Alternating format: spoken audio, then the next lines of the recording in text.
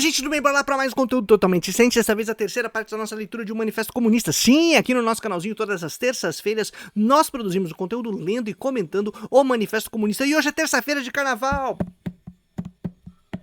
Por isso que eu vim vestido de O Patriota. Sim, esta é a minha fantasia carnavalesca para ler esse texto de patriota ou patriotário, a depender da sua preferência política. E nós vamos, em apenas 72 horas, terminar o manifesto. Só que não, de todo modo eu sigo aqui muito animado para poder saudar o pneu ou, quem sabe, subir na frente de um trio elétrico e ficar pendurado nele enquanto ele corre por 200 km por hora. Não, isso seria subir no caminhão. No trio elétrico seria enquanto ele atravessa uma multidão de pessoas trombando, suadas em mim, umas roubando as outras em suas carteiras, ou beijos, ou toques, ou sei lá, mas o que vocês fazem enquanto vocês vão no carnaval? Porque definitivamente eu não sou um carnavalesco e muito menos um patriota. De todo modo, vamos ler o texto e de óculos escuros não dá.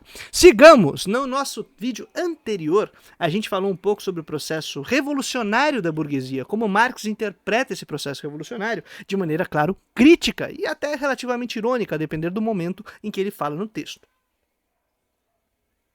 Mas é muito interessante eles destacar o caráter revolucionário da burguesia do ponto de vista do desenvolvimento das forças produtivas, né?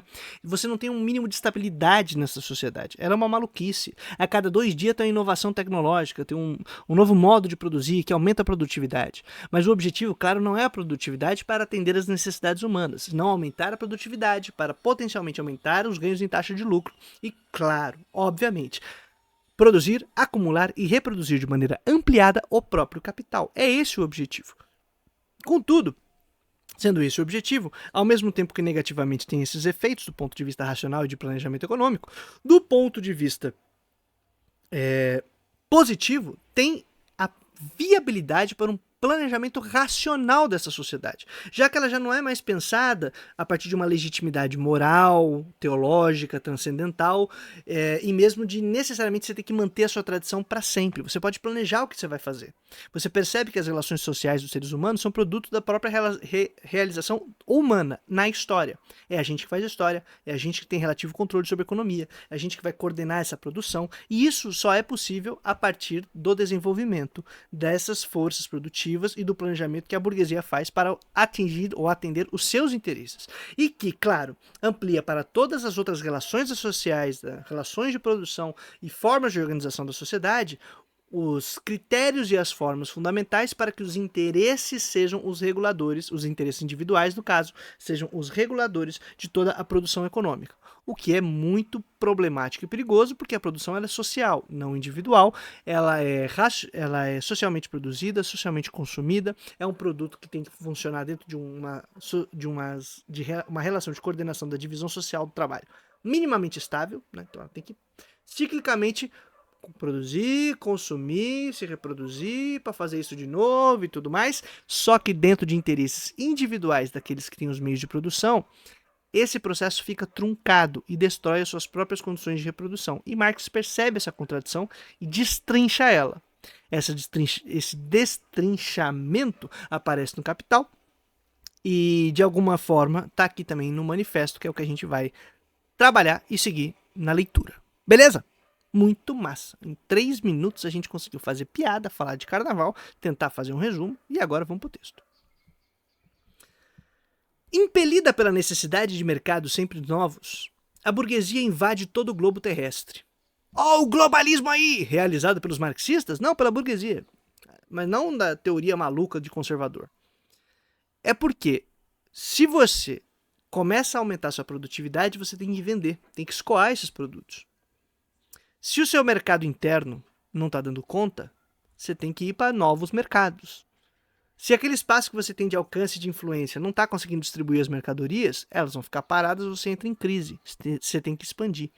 Essa expansão vai se dar sob expedições, colonização, destruição de modos tradicionais de vida em outros países, destruição de rotas comerciais, modos de produção em outros territórios tradicionais e também a constituição do imperialismo moderno. Mas vamos lá. Necessita estabelecer-se em toda parte, explorar toda parte, criar vínculos em toda parte. Pela exploração do mercado mundial, a burguesia imprime um caráter cosmopolita à produção e ao consumo em todos os países. Nossa, minha gente, parece que não é bem o marxismo cultural e a cultura woke que faz o cosmopolitismo, senão a burguesia e o próprio capitalismo. É uma necessidade da expansão do capital. Tá bom, ideólogos de direita biruleibe? Para desespero dos reacionários, ela roubou da indústria sua base nacional. As velhas indústrias nacionais foram destruídas e continuam a ser destruídas diariamente. Será, Marx? Será que no século XXI isso ainda continua acontecendo? É triste, né? Mas velho que andar pra frente. Primeiro, a história se repete como tragédia, depois como farsa. A história se repete. Primeiro como tragédia, depois como farsa. No caso, a gente tá vendo a farsa pela 30ª vez. São suplantadas por novas indústrias, cuja introdução se torna uma questão vital para todas as nações civilizadas.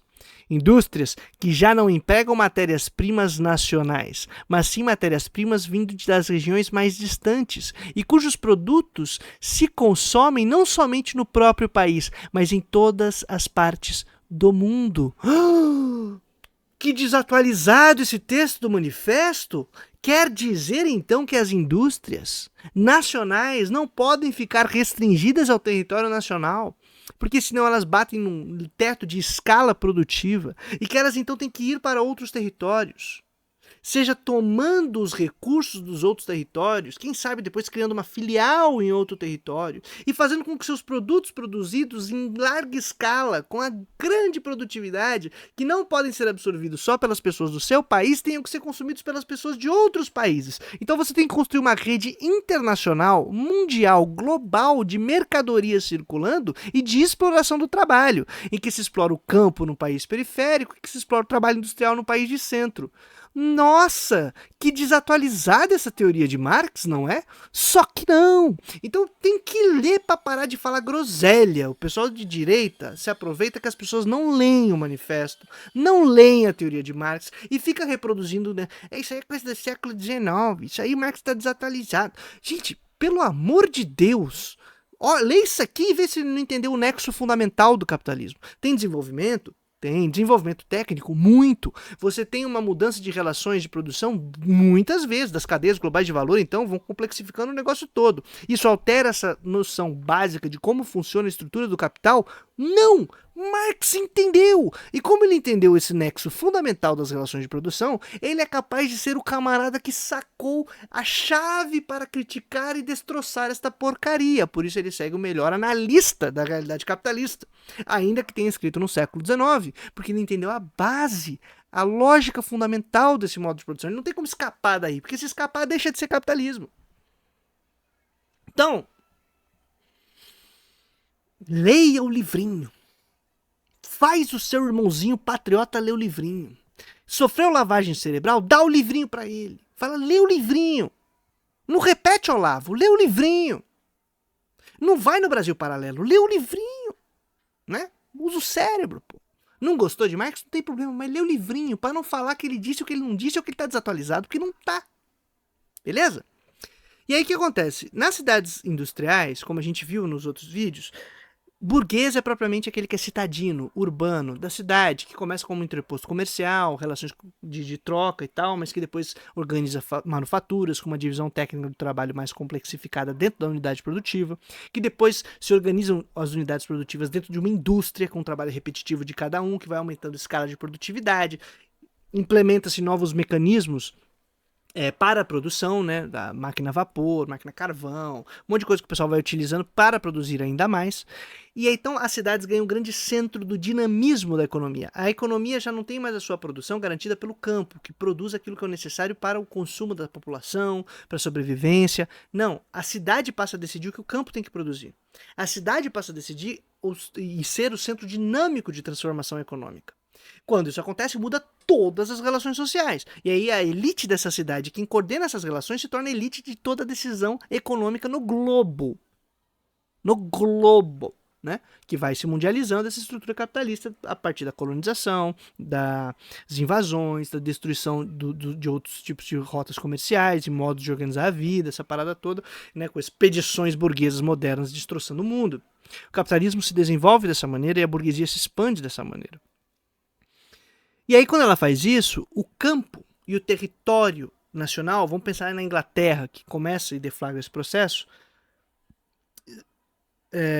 deixa de ser o centro dinâmico da economia, empurra as pessoas que moravam no campo e que tinham suas pequenas propriedades de reprodução familiar, subsistência, que garantiam os suprimentos necessários para as cidades, mas também garantiam o suprimento para a sua própria reprodução de alguma maneira. Elas são expulsas do seu campo de várias maneiras, né? Expulsas de sua casa, tem que ir para as cidades. Nas cidades, você vai ver elas chegando, tentando vender sua força de trabalho no mercado. Algumas são absorvidas, não todas. A criação do chamado exército industrial de reserva, que Marx diz, né? Você vai ter, então, esse pessoal que não vai ser absorvido, que vai ficar nas cidades, as cidades vão enchendo, vão crescendo, e o campo começa a produzir o que aquela indústria precisa. Então, se a indústria têxtil, o campo vai produzir algodão e lã. E acabou. Acabou. Mas aí a terra não é tão extensa na Inglaterra. É uma terrinha pequena. Você cercou, começou a fazer só pasto para ovelha, ou sei lá o que, plantação de sei lá o que, algumas batatas, né? Desenvolve uma culinária pobríssima, horrível. Você vai fazendo isso, e agora que não tem mais campo para você fazer, e não, as ovelhinhas que a gente tem não tá dando conta de atender a nossa indústria para ela crescer. Você faz o quê? Você tem que expandir.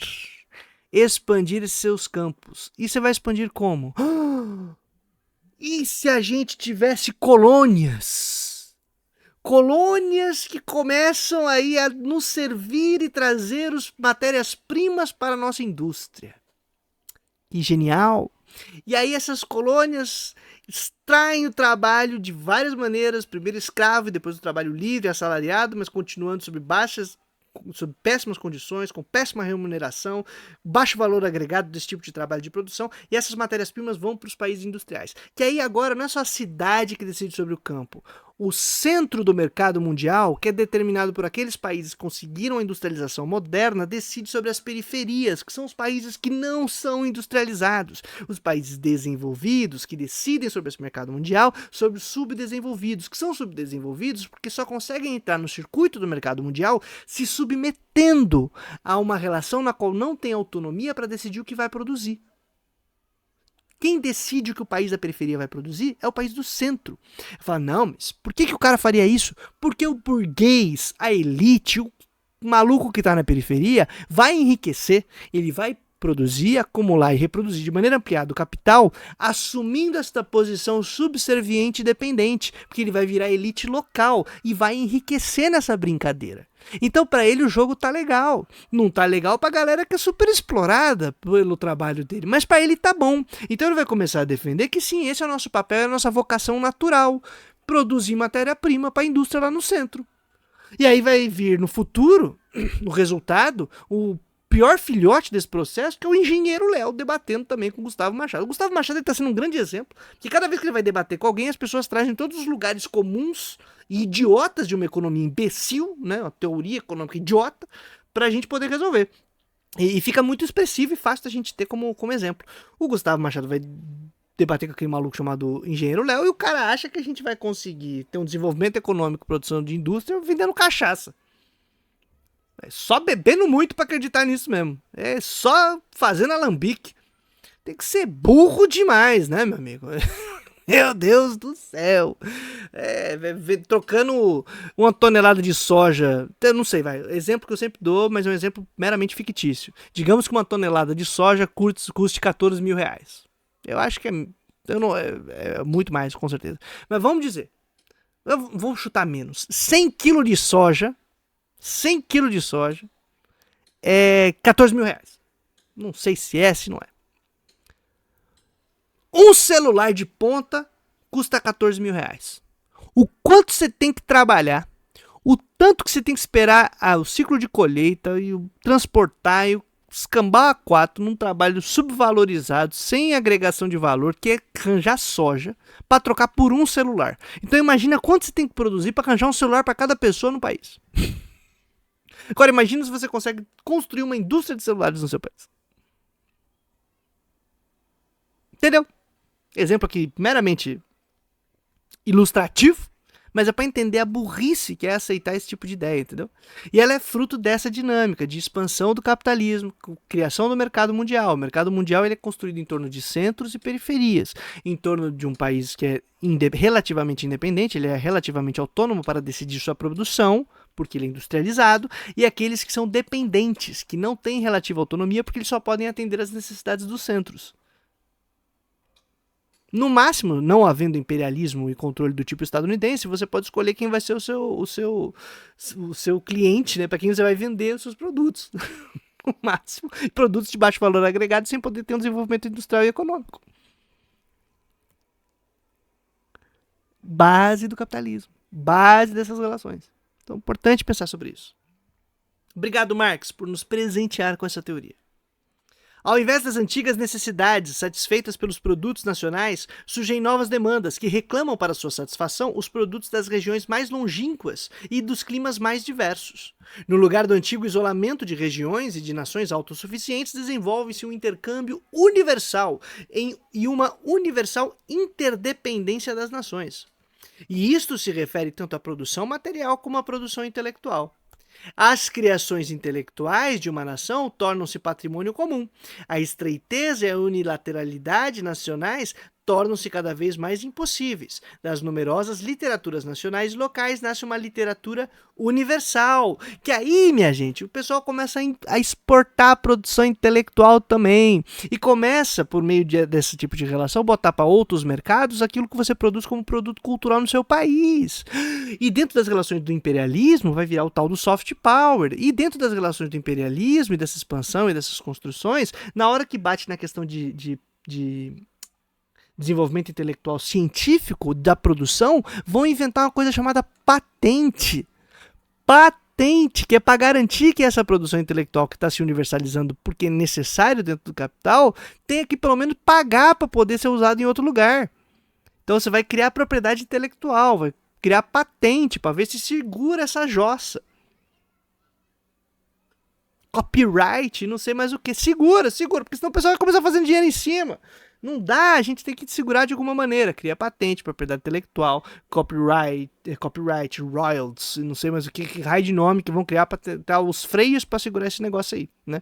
Sob a dinâmica do imperialismo, então, vai surgir novos tipos de contradição, vai surgir essa parada das patentes, da produção intelectual, do uso da produção intelectual e da produção cultural como soft power. Pô, cara, tudo isso aqui a gente pode começar a desdobrar a partir de Marx. Ah, Marx tá falando sobre isso? Não, mas ele entendeu o nexo fundamental. Que você estica o fio, você entende o que tá acontecendo hoje, pô. São desdobramentos lógicos e históricos do que está acontecendo. E você vai entendendo melhor a realidade. Com o rápido aperfeiçoamento dos instrumentos de produção e o constante progresso dos meios de comunicação, a burguesia arrasta para a torrente da civilização todas as nações, até mesmo as mais bárbaras. Aí, perdão aí, Marx, mas você está utilizando um vocabulário muito incorreto. Eu não gosto desse uso. Mas aqui ele está utilizando o termo bárbaro em referência ao termo civil, ou citadino. E aí eu gostaria de recomendar um autor que eu gosto muito, chamado Leopoldo Zea, Z-E-A, Zea, que é um mexicano que tem um texto chamado Discurso des, ou a partir de, a marginalização e a barbárie, em que ele faz uma brincadeira com esse termo do bárbaro. Bárbaro é aquele que balbucia, que não sabe falar a língua oficial, ou a língua daquele que o domina. Então o bárbaro é o que alguém incapaz, o que não é grego, por exemplo. O bárbaro é o que não é grego. O grego fala logos, fala a sua língua, fala tal, não sei o que lá, e o bárbaro o imita, o balbucia, não consegue explicar. E o Zé trabalha muito bem isso, né? Ele faz um uso da metáfora do personagem do Caliban, né? Que o Caliban é um cara incapaz de... vai ser sempre bárbaro. Vai ser sempre o bárbaro. É o cara que ele é o escravo, ele é o servo, e ele vai ser sempre o bárbaro, que não consegue falar corretamente a língua do seu senhor. E tem uma passagem que o senhor fala, né? Você não jamais será capaz de falar. Você aprendeu a minha língua, mas você ainda tem acento, você nunca vai ser alguém que está dentro do nosso time, da nossa nosso âmbito civil, né, civilizado e tal. E aí o Zé brinca e fala, bom, se é assim, minha gente, então vamos barbarizar mesmo. É pra barbarizar o Logos, é pra barbarizar esta linguagem cultural de centro. Pega ela e não abandona lá fora. Fala do seu jeito, vamos barbarizar esse negócio. E aí ele faz uma brincadeira muito interessante. Mas é um texto muito bom, eu recomendo. Discurso a partir da marginalização e da barbárie. Em português tem uma publicação, uma tradução que não é boa, não é uma boa tradução, mas ela é útil para quem não atende ou não teve o recurso do espanhol disponibilizado, né? Então, na sua vida. Mas discurso desde a marginalização e a barbárie é uma versão em português. É um livro muito legal, livro de filosofia interessantíssimo. Os baixos preços de seus produtos são a artilharia pesada que destrói todas as muralhas da China e obriga a capitulação dos os bárbaros mais tenazes e hostis aos estrangeiros. Então é importante. O alto grau de produtividade foi acabando com comércios que são tradicionais e com produção tradicional porque ela produz pouco. Ela leva muito tempo para conseguir entregar o produto que os caras estão fazendo em minutos. E aí, complica e destroça qualquer outra organização ou modo de vida tradicional que demora muito tempo para produzir, para garantir e tal.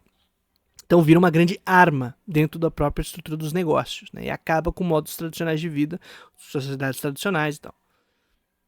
Sob pena de ruína total, ela obriga todas as nações a adotarem o modo burguês de produção.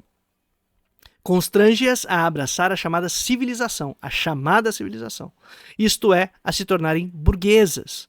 Porque isso é importante, gente. De novo, por que eu retomei desde o primeiro vídeo, esse é o terceiro, a origem etimológica da palavra burguês, da cidade, do burgo, do citadino, do município, urbano, porque é daí que vem, é o centro da produção na cidade. Civil, entendeu? Civilização. São termos interessantes para a gente entender de onde vem toda a estrutura também ideológica que constitui o nosso modo de compreender o mundo hoje. Em uma palavra, cria um mundo à sua imagem e semelhança. E aí, para quem gosta de metáforas teológicas, isso aqui é um presente. Para a gente finalizar, o último trecho que a gente vai ler. A burguesia submeteu o campo à cidade, que é o que a gente falou. Criou grandes centros urbanos, aumentou prodigiosamente a população das cidades em relação a todos as do campo. E com isso arrancou uma grande parte da população do embrutecimento da vida rural. Do mesmo modo que subordinou o campo à cidade, os países bárbaros ou semibárbaros aos países civilizados ou chamados civilizados, subordinou os povos camponeses aos povos burgueses, o Oriente ao Ocidente. Cara, isso é muito massa de ver. E aqui Marx destrincha ou apresenta pra gente uma estrutura básica e fundamental para todos os desdobramentos de crítica ao imperialismo, crítica contra-colonial, decolonial e sei lá mais o que o pessoal vai chamar hoje, mas que hoje em dia se perdeu essa noção da base econômica do processo e das relações de imperialismo, que foram substituídas por um papo culturalista sem base material. A gente tem que recuperar isso daqui se a gente ainda quer dar validade para as críticas e lutas ao conteúdo que seja colonial, colonizador, eurocêntrico, pipipi, popopó. Em Marx há esse germe. Marx então era um cara decolonial contra colonial do sul global? Não! Animal. Mas ele entendeu o nexo fundamental do capitalismo que funda essa relação de mercado mundial, este globo cujo centro se torna a Europa e os Estados Unidos. Ele entendeu como funciona esta porcaria. E se ele entendeu como funciona esta porcaria, a gente segue a linha dele e desarma a bomba. Não abandone Marx, recupere o barbudo, é fundamental porque ele entendeu como funciona esta desgraça. Tá bom? Importante ler o manifesto, importante ler essas paradas pra gente ir desmistificando várias coisas. De todo modo, minha gente, trazendo a boa nova... Perdão? De todo modo, minha gente, trazendo a boa nova todo dia útil até a vitória final. Acho que o carnaval me afetou. Tamo junto, valeu! Isso porque eu fiquei em casa.